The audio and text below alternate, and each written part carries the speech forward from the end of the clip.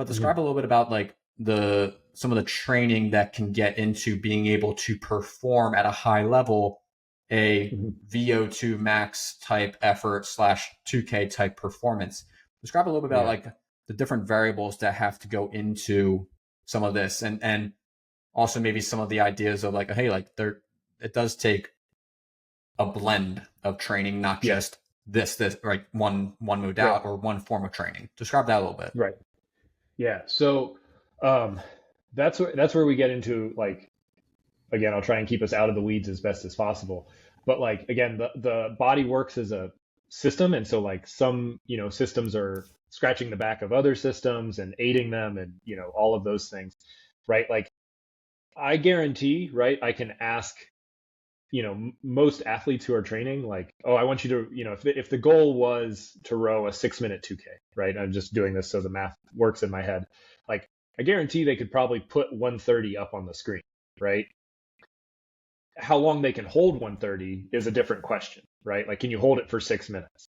Um, and as we kind of alluded to in our testing and our zones discussion, right? Like there's VO2 max, and then there's lactate threshold, which was like lower than VO2 max. So if we start stratifying our like zones, right? Like VO2 max is the top, lactate threshold somewhere below that, endurance is way down, below that. And so we have these like zones. So that means like that lactate threshold, how wide that zone is, like might make that unattainable for 6 minutes, right? So we want to bump that up a little bit. And we can say that we're using a lot of high energy molecules or, usage, however you like the technical term would be glycolysis, right? Anaerobic metabolism to maintain that VO2 max. And I think some athletes lose themselves in the weeds that like, oh, I just need more intensity. I just need to like keep raising my ceiling. But they forget that the aerobic side, it's still an endurance sport, right? Like we're talking about something that's lasting for over a minute and a half. Like anything over a minute and a half to 2 minutes is basically considered an endurance event. And to talk about the aerobic endurance side, your type 1 muscle fibers or your, how many blood vessels are feeding the muscle, right? How much mitochondria are in the muscle. Like that's the science side, but like that base, what we sometimes forget is when lactate's being produced at those high intensities, right? And we see hydrogen ions and things like that, like making it difficult to maintain. Um, the aerobic side is what's taking that lactate and sort of like reconverting it into something else, like, or to use it so that it doesn't build up as fast, right?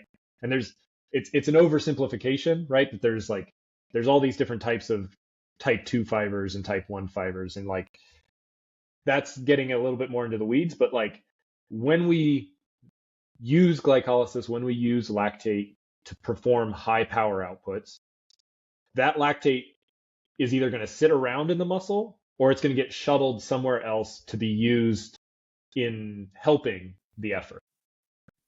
And so slow, fast glycolysis, like this interchange, this blending of energy systems that happen at VO2 max, because all like the body doesn't just go, oh, we're done with an aerobic now, I'm not using that anymore. Like when we're up here at the peak, we're using everything below it, right? And so when we build up that base, that means it pushes up our lactate threshold, right? We can accommodate more lactate. We can handle, um, you know, the shuttling of it around the body quicker, and then that's going to get that lactate threshold pushed up, and then that's going to allow for maintaining that VO2 max effort a little bit longer, or pushing that VO2 max effort up, right?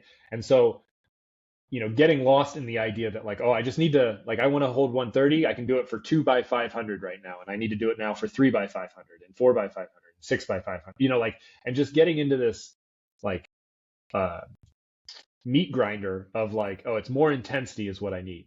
Like, and sometimes they neglect that, like, well, we're not supporting that intensity in any way. We're not building the pyramid the right way, you know. I think like that's where you still have to approach the body as like a holistic single machine, and so we have to make sure all of the systems are working well. Yeah, and I like to describe like again like without the again like trying to take the, where it's like that again, like I think I know enough to talk a little bit about how to explain it to athletes, but I don't know the actual inner workings of it like you do, right? Like, Yeah.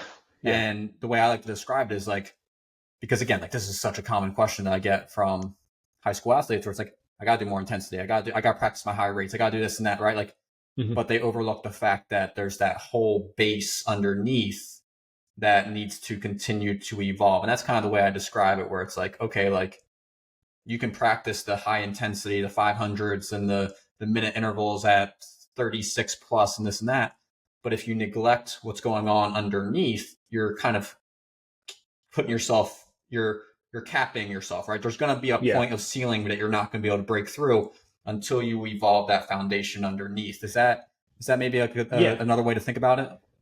Yeah, for sure. And I think it's, when we talk about like the whole muscle, right? If we want to talk about like the sciences, right? Like we got to make sure that there's enough blood flow. We got to make sure that there's enough mitochondria and like molecules there to like process and create energy, right?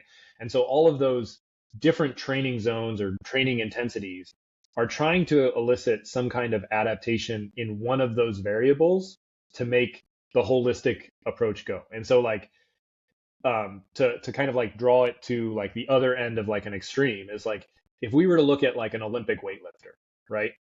I guarantee if I taught an Olympic weightlifter how to row, like he's going to outperform short term any rower on an erg, right? Like they just know how to create power, right? Like when you see, a 70 kilo or an 80 kilo athlete put 300 pounds over his head in one movement, like that's impressive. That's a lot of power output. But again, it's a single event. It's not an endurance event, right? And to tie it into like muscle morphology, right? Like they're very type 2 like high energy muscle fibers. Like that's basically all they are. And an endurance athlete has to have some of those type 1 fibers so that they can make those type 2 fibers last longer, if that is like an oversimplification, right? Like everybody's got those muscle fibers in different ratios. And so what creates the difference between a power athlete and an endurance athlete is the endurance athlete's going to have more of those type 1s. They're going to like have more endurance, to just like use the definition in the definition, right? Like they're going to have those type 1 fibers supporting that power output to be able to maintain it longer.